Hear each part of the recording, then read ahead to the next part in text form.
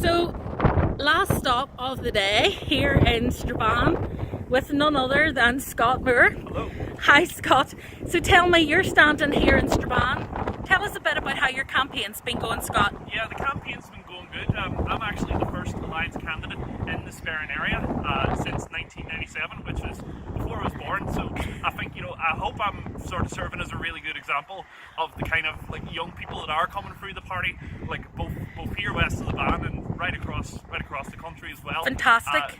I'm really optimistic that even though we are a new entry into the political scene here, what we can provide is the flip side of that is we can provide a clean slate for local politics, because it's been too much dominated by orange and green, I feel. Because if you look at the national picture, if you look at the dysfunction of Stormont and of the threat of a hard border and so on, the way I see it is it's been Alliance that's been putting forward constructive proposals to try and get the government back up and running. It's been Alliance that's been speaking up for a people's vote like no other party in Northern Ireland has. And whenever you think about it, it's towns like Strabane. Strabane's one of the most deprived towns in Northern Ireland. We are going to be the ones that are going to be worst affected by any hard border, and we're the ones who are probably being the worst affected by the lack of government now. Yeah, and we're the ones that are worst affected by the 1.5 billion annual cost of division to our public services, cost of sectarian division. So that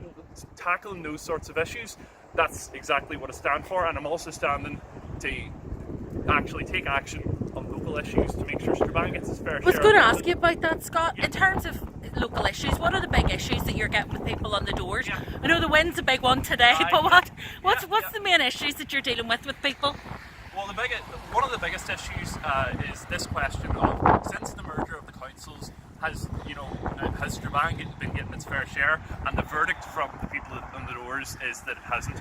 I actually put in a freedom of information request to the council, and I found through that Strabane is only getting £9 per head in festival spending from the council, compared to Derry, which is getting roughly £14 per head. So there's a clear, significant imbalance there. There are arguments you could put forward that it might make sense to spend more money in a certain area if it's got the infrastructure to support higher quality festivals.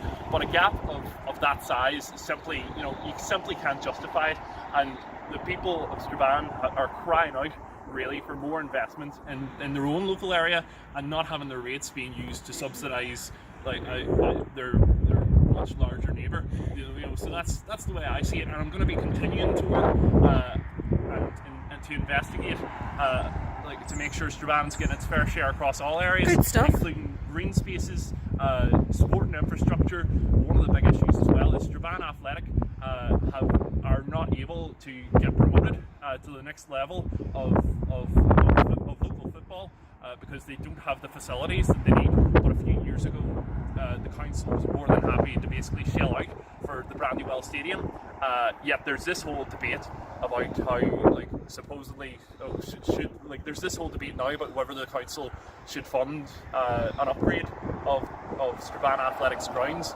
But I think that because they did that for Brandywell Stadium, I think there needs to be serious consideration given to upgrading Strabane Athletics grounds as well. Yeah, and I think local sport's a big issue, particularly I think in terms of health and well-being. The other thing I wanted to ask you, Scott, obviously we've been travelling right across Northern Ireland today, so we've been right from County Antrim right through. The last stop we had there was just with Philip McKinney, just up in Derry with our newest members up there. Lovely. I'm just wondering, in terms of your vision for Strabane, what is it that you want to see for Strabane? What is it you think you could bring to the council that would really transform this area? I think what I can bring is determination, and I can bring a really strong voice advocating for local people, because a lot of candidates, they seem to come out with these talking points, but it was me that actually had the initiative to go to the council and put in the freedom of information request, for example, and ask about what the balance was in festival funding between Derry and Strabane, and it's that kind of forward thinking. Like I've said from the start, I don't want to just be pardoning off what I think people are concerned about.